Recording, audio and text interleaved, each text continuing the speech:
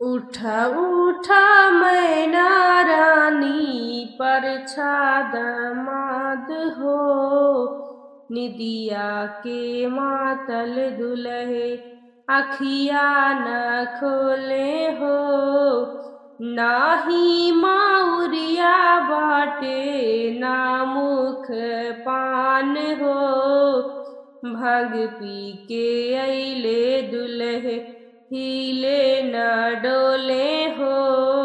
ई का तू कैला नारद, ई का तू कैला हो, हमरा गौरा के बुढ़वा बर खोजी अइला हो।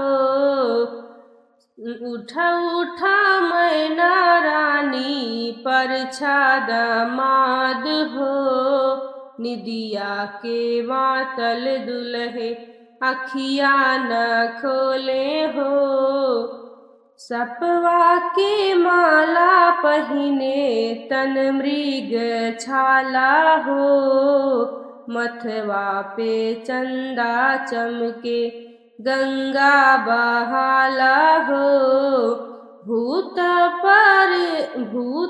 बराती लैले डमरू बजावे हो, हाथी न घोड़ा बाटे नंदी सवारी हो।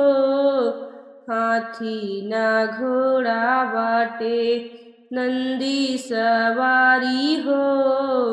आई गईले भोले बाबा हिमाचल दुआरी हो।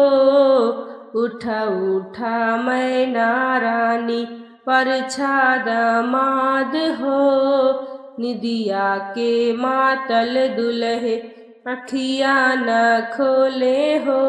सभी को हर हर महादेव।